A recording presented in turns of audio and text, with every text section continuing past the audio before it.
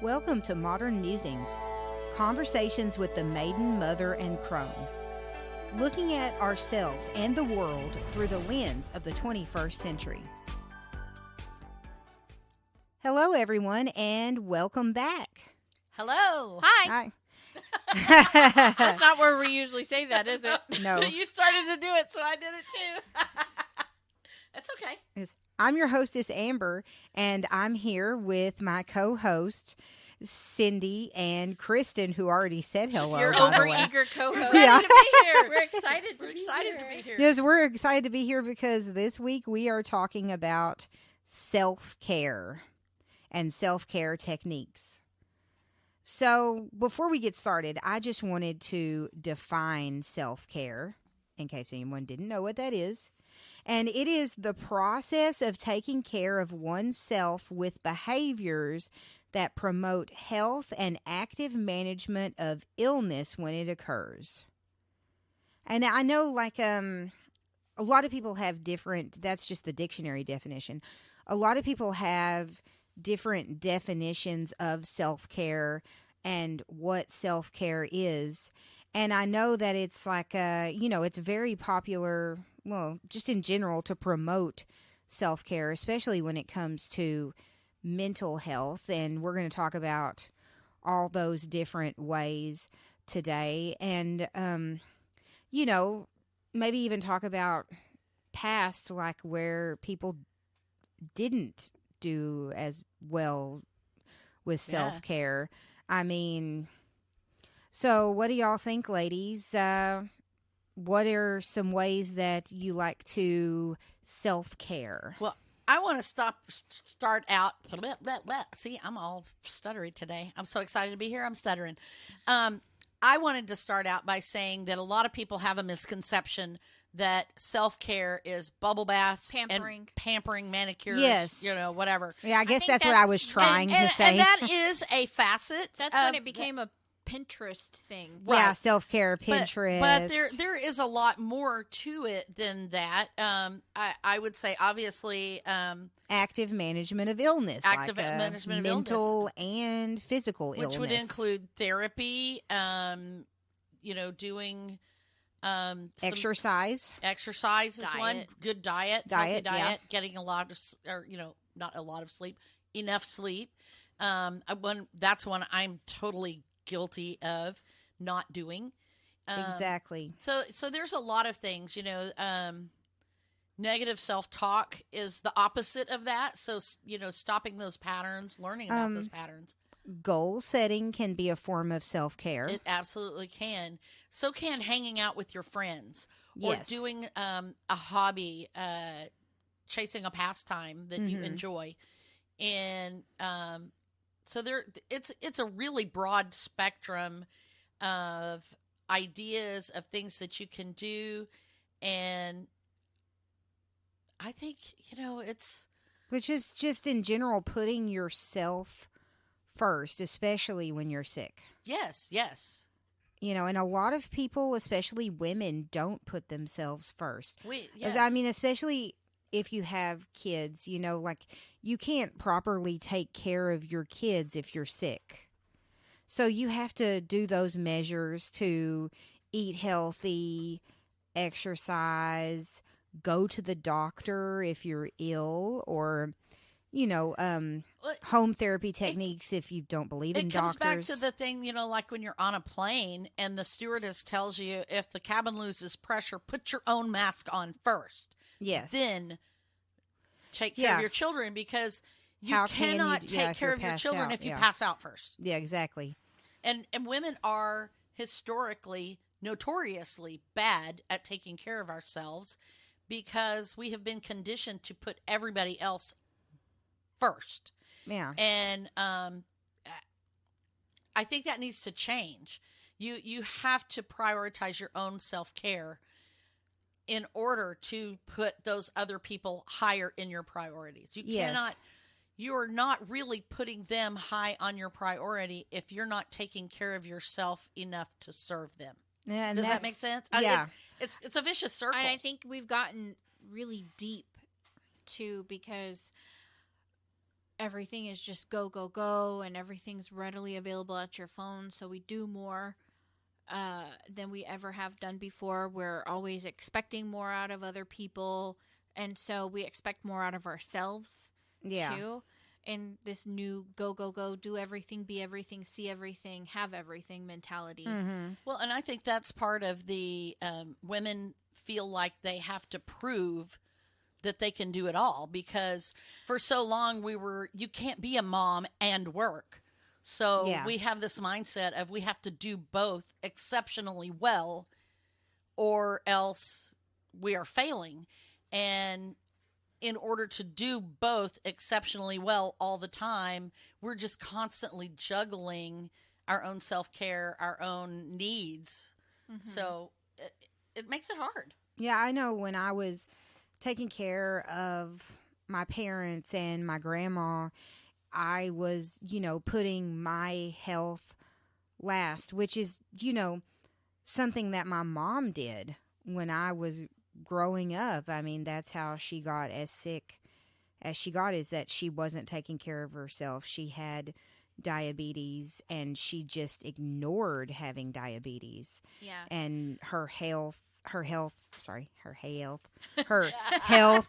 burning is showing. Right. Her health started failing. And, my dad was the same way. He didn't take care of himself.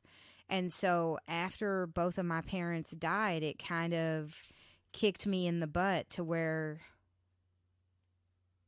maybe I should, start taking care of myself.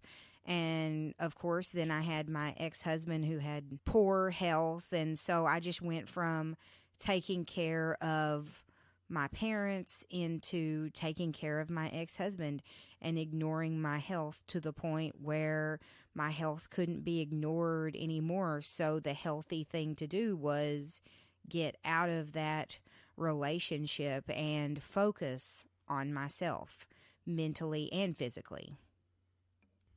I think that sometimes the reason why we need to have emergency self-care, if you think about it, like healthcare, right? You go to the doctor for regular checkups and you take care of yourself at home, right? Yes. And then you go also to the doctor if you're sick. Right. And then you go to the emergency if you're having an emergency, right? Right. If you live your life not taking care of some aspect, or you have like an imbalance in your health, then at some point you get to the point where you're like, oh my God, I need to go to the emergency because something's not working right anymore, right? Right. And that's when the light comes on that goes, oh, we need self-care. A lot of us drive our car until it's on empty, and then we're like, oh, there's no gas station anywhere. You don't have time for self-care, or you are unprepared for it, or you're not in a mental state where you have the knowledge for self-care, or it's too late for self-care. Right.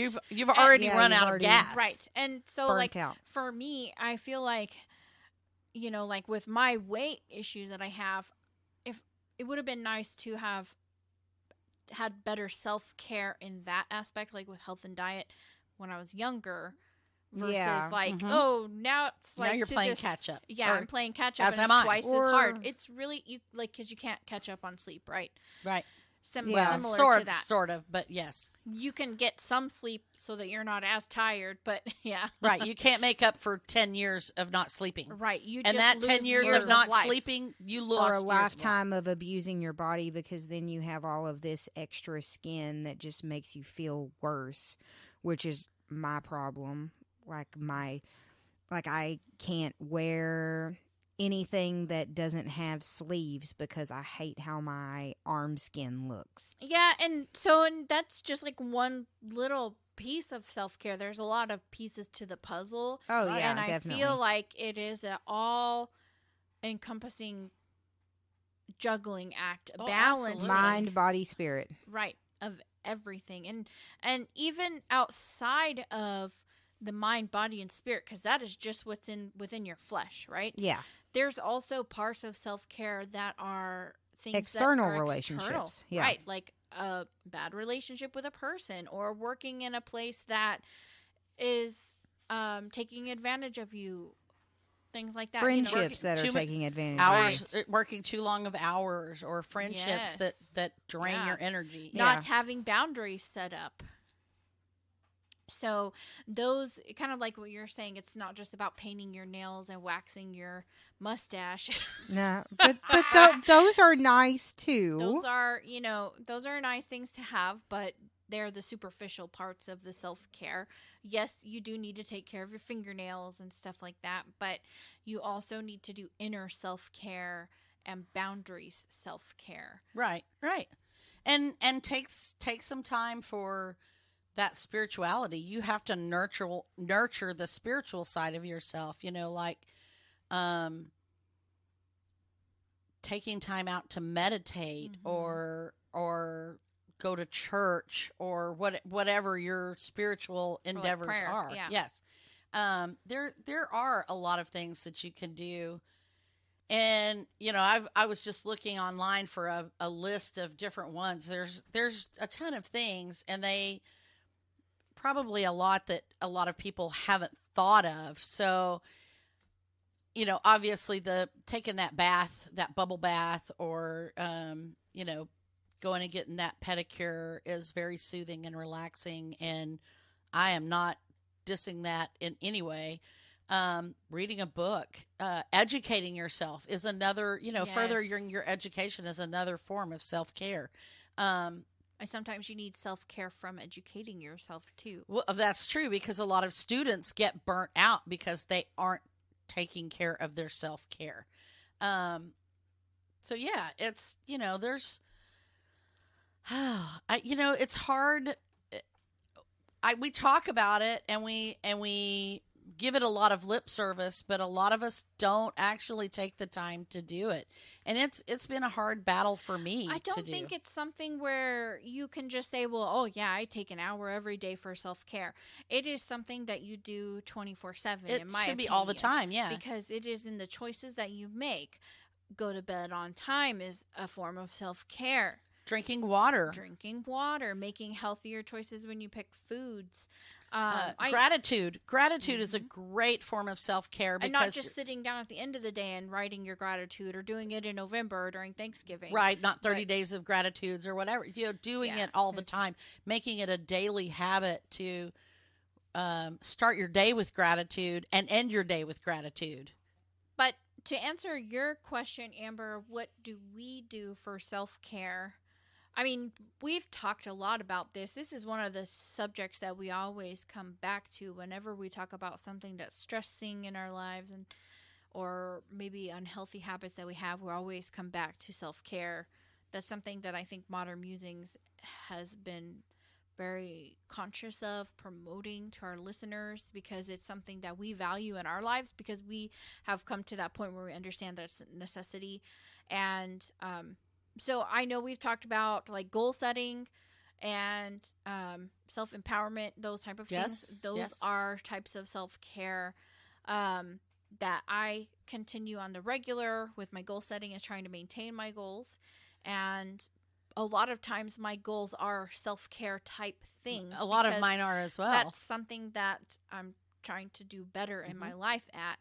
And one of my goals, well, actually two of my goals were for last year were to establish and maintain healthy routines for my health goal. And then I also had one that was establish and maintain healthier ways to react to situations where I was not reacting in a way that I felt represented me appropriately. Right. If that makes sense. Yeah. So like not hulking out and things like that. Or jumping to conclusions. So those were some of my goals for my self-care. I have kind of like recreational self-care goals that are like physical recreational goals. And that's why I say I call them goals, because they are things that I want to achieve and maintain and establish. You work towards them. Yes. Because I am not the type who is caring of myself.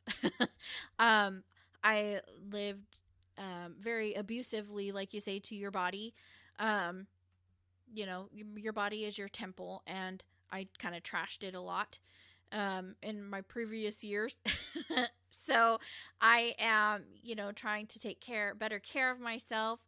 And so that's ultimately what I do as far as self-care. Now, I do have my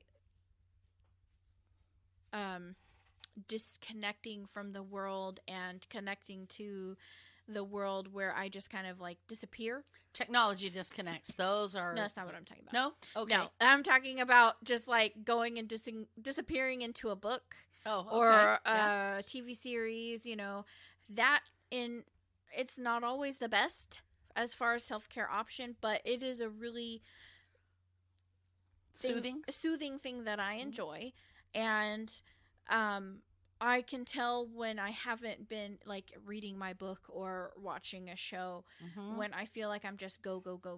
Yes, that is what I enjoy to do relaxing. Some other people might enjoy other things like puzzles. I do love puzzles too, but right now that's been the thing that I enjoy, because I can go in the room and close the door and watch something by myself, and I can pause it whenever I want, and I can watch as many episodes or not as I want, and that's like me time. And I feel like me time is important because I'm in a busy household with a husband and a child and 3 dogs, so, and I work from home, so I have to find that time to just be me by myself. Definitely.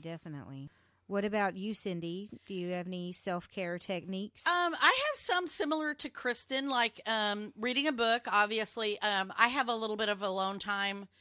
I kind of insist that I have at least an hour before I go to bed of reading or whatever. Sometimes I wind up scrolling Instagram, but I try not to do technology unless I'm reading on my iPad.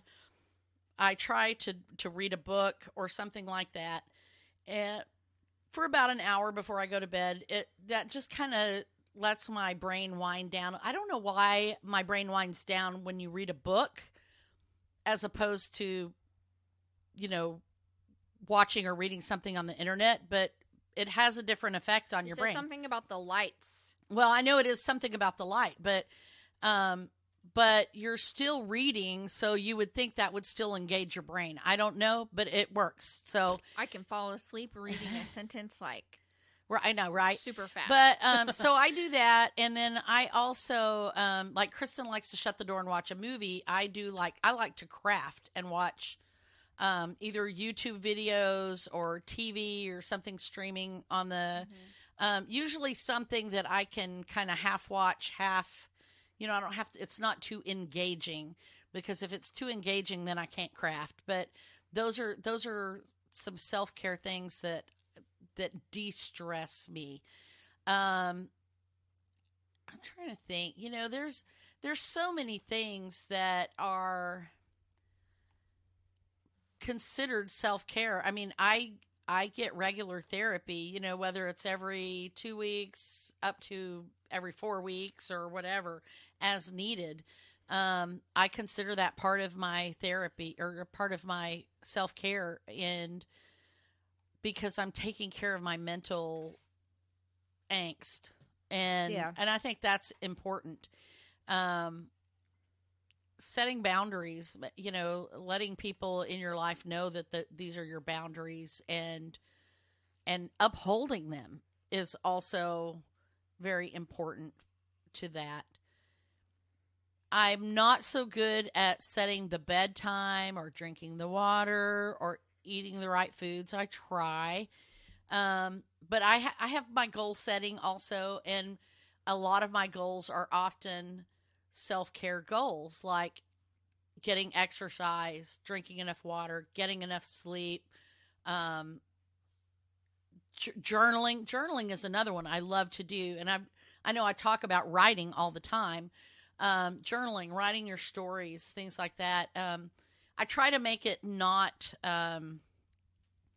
as de-stressful. I don't know how to say it.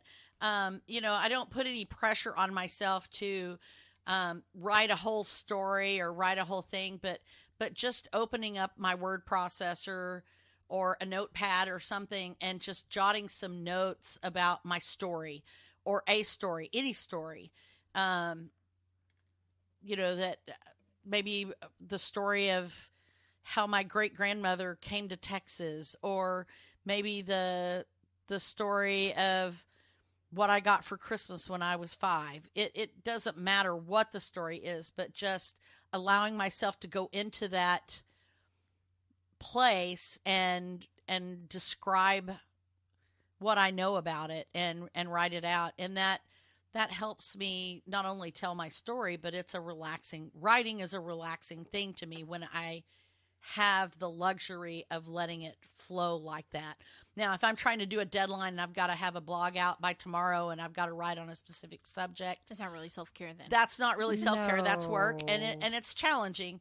But when I'm doing this kind of writing, it is very self-care. I also we've talked about my tarot cards every morning, and I consider that self-care because it is an introspective look where I allow my intuition to speak to me about things that are going on in my life and the things that I need to change, and or the things that I need to pat myself on the back for.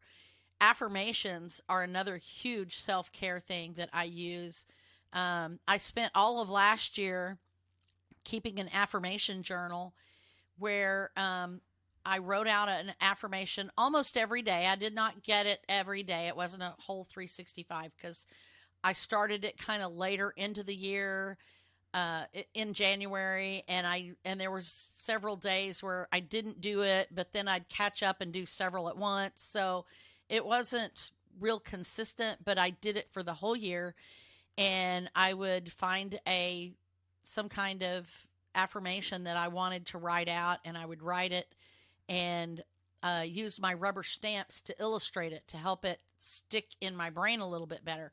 And going back and reviewing those is tremendously helpful as well. Or finding a mantra of affirmations to say to myself over and over and over again is also a very great self-care, because those things help you dispel those negative self-talk that we are all filled up with. We all have it. Sometimes we don't even realize that we're doing it until somebody calls it to our attention or we stop and think about it.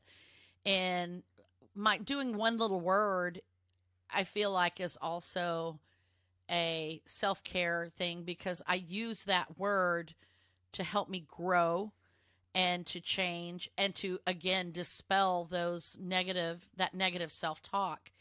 And so I think doing a lot of growth-oriented things is one of the best ways that I've been able to take care of myself. I need to work still on the physical aspects. So I've got the mind, I've got the spirit, but I still need a little work on the body. And I think that's true of everybody. You've got maybe one or two that you focus on and one that you have a little bit of a challenge with. Might gravitate to some right. that are easier. Well, and there are people who are physically active who really maintain, they eat well, they exercise, but maybe they don't do that shadow work, that mental stuff. And we'll talk about shadow work in a later episode. But next week, actually. No, not next week, is it? It is next week. It is. Oh, it is. Yes, you're right. Yeah. So, and we'll talk about that. But that doing that deeper stuff, a lot of people don't want to look deep inside themselves. They don't want to face their own demons, so to speak. And so that's the part that gets neglected. And, I think in order to really give yourself good self-care, you have to find that balance. You have to make sure that you're getting at least some of whatever it is, whatever area you're neglecting. And like I said, we all have something that we neglect.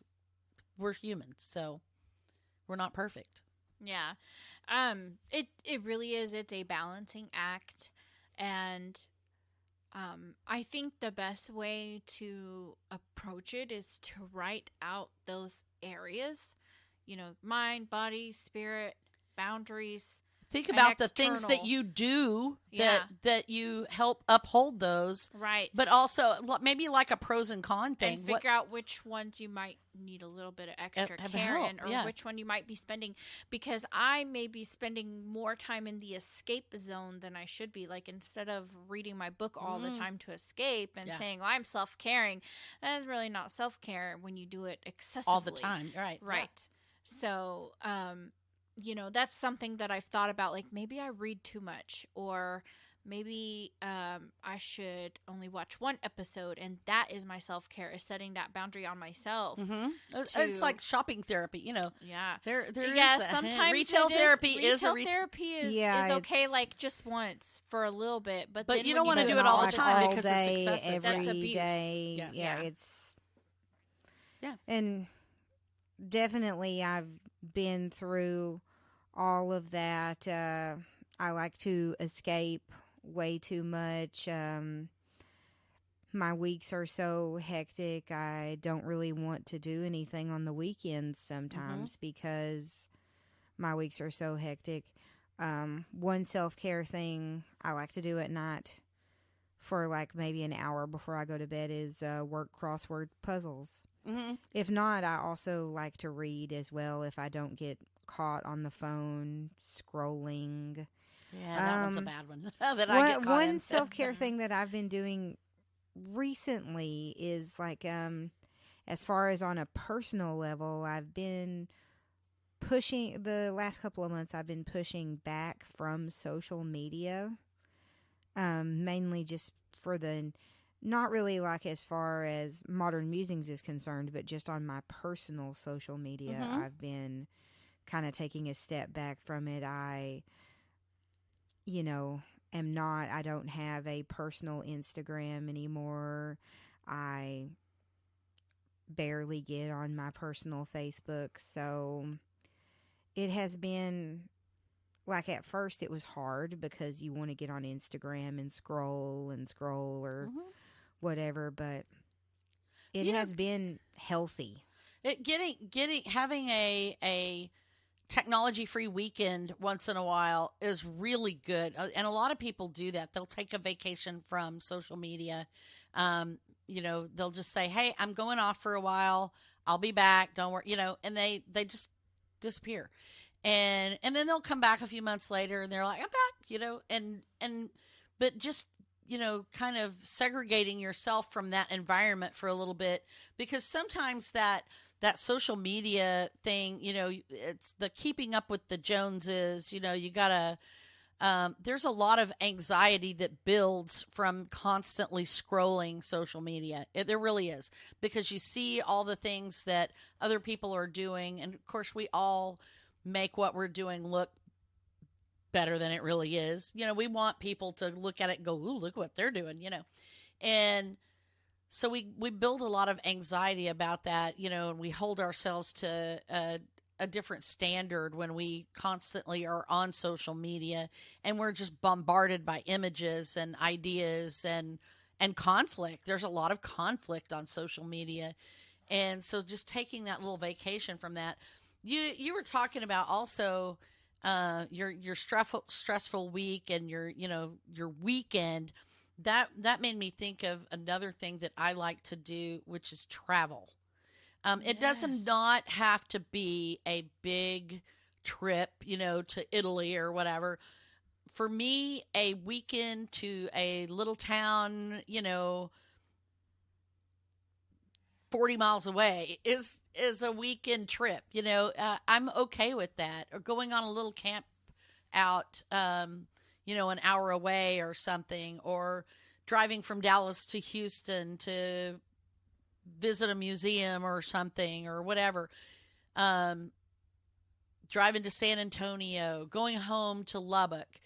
Those things, just getting into a different environment, doing something different, changing my schedule, changing my routine, getting out of that pace that we're in, that is very relaxing for me. Even if I'm busy during that time, it's still that change of pace just kind of untangles all the knots, I guess. And so I think travel is important in whatever form you can get it. There's a lot of things like that. You brought up a good point that I wanted to point out, or kind of like tag along on, because you were talking about, going on a trip or having vacation. Yes, that's an important part of self-care. But you said it doesn't have to be like a long trip or, a trip to Rome or something big. Just getting to a hotel or spending a night at a relative's house somewhere else. Yeah. So what I'm gathering is lowering your expectations of what self-care is also beneficial. Take, for instance, if you were to go on Pinterest and look up bubble bath self-care, there's all these gorgeous bathtubs with candles and all these bubbles and fancy loofahs and plush towels. There's this air about it being extra luxurious, and it's extra. It is. It really is extra. Don't push yourself. It doesn't have to be extra. To make it extra. It doesn't have to be that extra. That causes more added stress. Just to tag along back to the previous, like a few weeks ago, we talked about the 70%. Just doing it is better, even if it's than not trying perfect. To make it perfect. Trying to meditate is better than not meditating at all. Exactly. That's a perfect one, because a lot of people say, "Well, I can't meditate. I can't because I can't turn the thoughts off." Meditation is a practice. Sit in a quiet room and then you just practice. Right. You practice, and the minute your mind drifts, you refocus and you say, "Okay, thanks, mind. You drifted there." And it's not you don't meditate for an hour, of not trying thinking to hit of anything. Nirvana the first time, right? You're practicing the act of quieting your mind. Right. It's a practice. Another one, I was just looking at this. I pulled up in womenshealthmagazine.com a list of 25 self-care things. And one of them, that too. I will link that. Yes. One of the things they list is enjoy breakfast. How many of us skip breakfast? Or don't actually sit down and enjoy it. You eat it in the car on your way to work, or you eat it at your desk after you get to work. Or I'm terrible. I skip it. I'm supposed to eat every day because I'm diabetic. I'm supposed to eat breakfast within 30 minutes after I wake up. That's what my doctor says.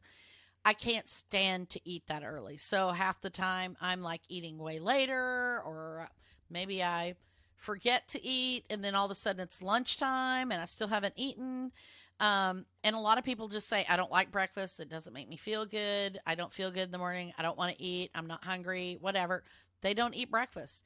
But eating breakfast is a great way to start your day. Drinking water is a great way to start your day. And those are both very important self-care items. And yeah, that is definitely something that I forget. As soon as I wake up, I immediately want coffee, but I have been, keeping water next to the bed. So as soon as I sit up, I am drinking as much water as I can. Well, and you mentioned coffee. Oddly enough, coffee is number 15 on this list. Stop to smell the coffee, literally. And it's talking about find a few minutes a day where you can simply sit or stand and just connect with your senses. Smell your coffee. Mindfulness. This reminds me of Kristen, therapist, talking to her about making a ritual with her coffee in the morning. Yes. That was really something that was a game changer for me. I was having a hard time remembering to take my medicine and get my day going. And she was like, well, what's one of your favorite things in the day? And I was like, well, it's coffee. I love my coffee. And she said, well, stop and sit and drink your coffee and make your coffee something special that you look forward to. And that will help you get out of bed in the morning. Because I was really struggling with just like, the depression and not wanting to get out of bed. But I do love my coffee. And she recommended getting fresh nutmeg, like the actual like pod of nutmeg, and putting that into my coffee. Yeah, using like a little it takes grater like and 5 seconds more to grate that on top of my coffee, and it gives it this just aromatic, and coffee itself is very aromatic, but the nutmeg on top of it, fresh nutmeg, is just like heaven. And it like triggered some like joy. And I literally, when I bought that nutmeg, I was like, this stuff's expensive. But then I opened the jar and I was just like, oh my God, it smells so good. I literally carried the jar around with me for the weekend, and I was opening it and like smelling it, and I was like, smell it, I was so excited. Like, it was very invigorating. And so the whole idea though wasn't the nutmeg itself. It was just doing something nice for myself, like getting that thing that's a step above. I could have just put, ground nutmeg, but the fresh nutmeg, treating yourself. And I think that word is abused. Treat yourself or treat yourself. I don't know if you see that all the time. It's always with a donut or pizza or a hamburger. Well, it talks like about excessiveness. And it's like giving yourself an excuse to abuse something that... I mean, if you're going to get a donut, get one donut and just have it like... If you're going to get a donut, get a donut. Month. Right, but don't make it something where you're paying yourself. Like, it's not a reward. It's not a reward, exactly. Right. And so I feel like the whole thing about self-care is not rewarded. Self-care is required. Just as oxygen and food and sleep. Yes. Water. Yes. They are required necessities of life. There are things that you need to do for self-care that are required to sustain your living. Yes. And to prolong your life. Yes. Now, and it's not selfish either. And I think Amber had a quote about self-care. Yes. Self-care is not selfish. You must fill your own cup before you can pour into others. That's profound. Totally. It kind of goes back to the cups episode. Yes. You cannot pour from an empty vessel. Yes. Yeah, that reminded me of the cups episode that we did. Absolutely. So we've a lot of our topics circle back to a lot of the same things, and I think you probably, if you've been listening for any length of time, have probably been able to see this. We've been doing this. We're on season 3 now. Season 1 was a really short season, but that's a lot of episodes. We've done a lot of episodes, and there's kind of these underlying themes like self-care being one of them, and filling your cup, and don't let yourself run out of energy. Keep that battery charged up. That's one. There's a lot of different ways to do it. I'm looking here at my list again. Number 14 is to get a tomato plant. No, not specifically a tomato plant, but it's talking about nurturing plants, indoor plants or outdoor plants, gardening. I know I had a profound change. Last year, I bought some plants for the house, and it was the first time I had indoor plants to care for in a long time. And it really became a very satisfying thing to do my weekly maintenance on my plants. It, too, was a self-care routine because I stop and I'm only focusing on those plants, and I'm checking the water and picking off any dead leaves and checking for healthiness and making sure the roots are not overgrowing the pot and the soil is not too compact and all those things. And I've gotten a lot of joy out of watching these plants grow, and taking care of them is a very relaxing thing to do, and that is good therapy as well. Or just maybe I have never really considered myself having a green thumb. Oh, I don't either.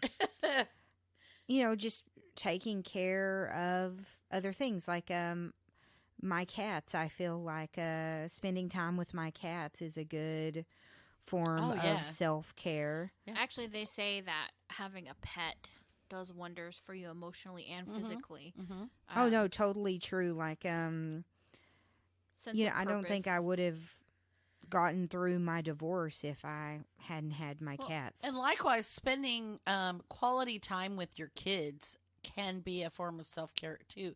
Not working on homework, not doing things that you're required to do, like, giving them baths or putting them to bed or whatever, but just engaged in play. That lightheartedness that you get from doing that. They talk about laughter being the best medicine, and it truly is. Laughter takes years off your life. And so it's a great way to take care of yourself. There's just so many things that are so important. I don't even know, I couldn't name them all. I really couldn't. And I think the important thing is that you just have to find what works for you, because what works for me may not work for you, or, tending the plants may make you a nervous wreck. But so if that's it, having a dog, or having a dog, well, it's not for everybody, but you find, that thing that works for you. Right. The thing, it doesn't necessarily have to be writing or journaling or tarot or anything like that. You just find that one thing that makes you happy and go with it. Or multiple things. Whatever. Multiple things. Yeah, it doesn't have to be just one thing. I think that's kind of one of the equations, is that it is multiple things, because you can't just bubble bath all your problems away. Right. Well, if you did, you'd turn into a prune. Or exercise your problems away. Yeah. It's a very complex, definitely a balancing act. Yes, most definitely a balancing act. Does anybody else have anything they want to add? I'm going to include this list on the podcast. There's tons of ideas on this list. You can also just do a Google search. There's for self-care, and tons of stuff will come up. I suggest make yourself a list of the things that appeal to you. We've talked about a list of health things that you want to maintenance. We've talked about keeping bullet journals or bucket lists and things like that. This is a great topic to put in your bullet journal or your list of lists or whatever, is to just start listing off all the things that you can do for self-care. And then that way you have a great list for when you need self-care, or you have time, which you should make time for. Yes. Then you have a go-to list to give you ideas where to start. Yeah. And if you have any great ideas for self-care, I'd like to hear about them, because I'm always looking for more things to, that work for people. So, yeah. Yeah, definitely. So we would love to hear from you. Join our social media group or comment on one of our blogs. Head over to modernmusings.net and tell us your self-care techniques. Yeah. So, guys, what are we talking about next week? Next week, like we kind of mentioned earlier, we are talking about shadow work. Yes. What is shadow work? So I'm not going to tell you now. You have to come back next week and listen. Figure it out. Yeah. But it kind of ties to one of the pieces of the self-care that we're talking about. Most definitely. Yes, definitely. And a lot of other things we've talked about as well. Yes. So, yeah, it totally ties in with like our goals girl and mental health. Yes. So I'm excited about that. I've actually started some of this myself, and it's yeah, I look forward to check us out next week, and we will tell you more about shadow work. Before we go, we'd like to give special thanks to Red Door Studios, Creative Audio Tech for our music and recording equipment. We'd also, like to thank you listeners, because without you, we would not exist. I mean, we would exist, but when a tree falls in the forest and there's no one there to hear, it doesn't make a sound. Does it really make a sound? Yeah. Maybe we're not making a sound if nobody listens. No, we're just making a sound to ourselves. Okay, guys. Have a good one. Bye.